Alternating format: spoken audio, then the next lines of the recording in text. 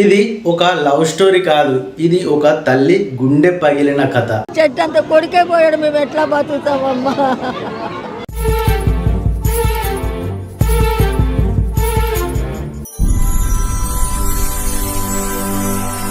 వైష్ణవికి ఇంకా న్యాయమే జరగలేదు, ఇంకా జరుగుతుందనే నమ్మకం కూడా ఈ చట్టాల మీద, ఈ డిపార్ట్మెంట్ల మీద ప్రజలకు నమ్మకం అయితే తగ్గిపోయింది. ఈ రోజు 10 మందిని అరెస్ట్ చేస్తున్నాము.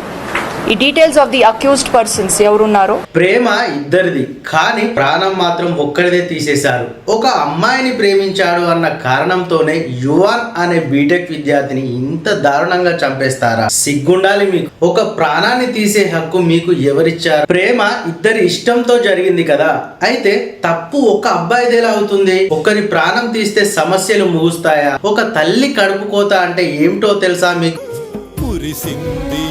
కన్న తల్లి తన శ్వాసతో తన కొడుకు కోసం కలలు కన్న ఆ తల్లి జీవితాంతం కన్నీళ్లు కార్చుకోవాల్సిందేనా? మీ పిల్లలను అదుపులో పెట్టుకొని వారు ఇంకొకరి పిల్లల ప్రాణాలు తీసే స్థాయికి ఎలా వస్తున్నారు? ఇది ప్రేమ పేరుతో జరిగే హత్య కాదు, మన సమాజం మానవత్వాన్ని కోల్పోతుందనే భయంకరం. ఈ రోజు యువన్, రేపు ఇంకెవరో కాకూడదు. నేరం చేసిన వాళ్ళు ఎంత పెద్ద వాళ్ళైనా శిక్ష పడాలి. చట్టం నిజంగా బ్రతికే ఉంటే యువన్ కుటుంబానికి న్యాయం జరగాలి. Justice for Yuvan. ప్రేమించాడని 10 మంది కలిసి చంపేశారు. ఇదేనా మన సమాజం? యువన్ చివరి క్షణాలు కన్నీళ్లు తెప్పిస్తున్నాయి. ఇది ఒక లవ్ స్టోరీ కాదు, ఇది ఒక తల్లి గుండె పగిలిన కథ.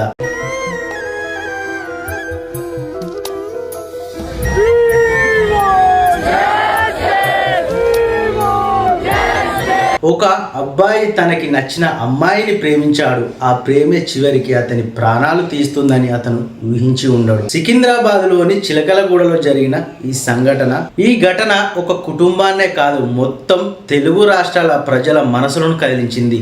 యువన్ బీటెక్ చదువుతున్న ఒక సాధారణమైన స్టూడెంట్, కానీ ఇప్పుడు అతని పేరు న్యాయం కోసం పోరాడుతున్న వేల మంది నోట వినిపిస్తుంది.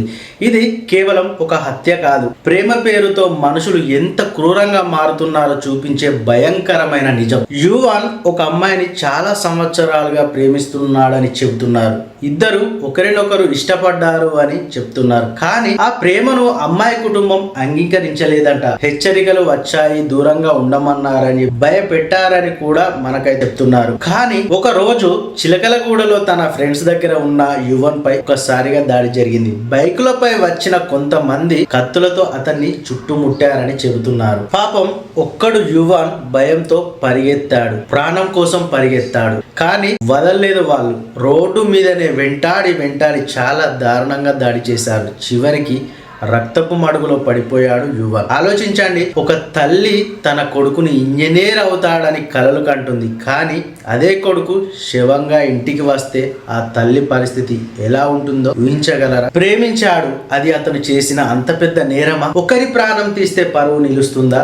ఒక ఇంటి భవిష్యత్తు నాశనం చేస్తే గౌరవం పెరుగుతుందా? ఇది కోపం కాదు, మానవత్వం చనిపోతున్న సంకేతం. ఇప్పటికీ కొంతమంది పిల్లల జీవితాలను తమ పరువు కోసం బలి తీసుకుంటున్నారు. ప్రేమ అంటే నేరం చూస్తున్నారు. పిల్లలను అర్థం చేసుకోవడం మానేసి వాళ్ళ ప్రాణాల మీద నిర్ణయాలు తీసుకుంటున్నారు. ఈ రోజు యువన్, రేపు ఇంకో యువకుడు కాకూడదు.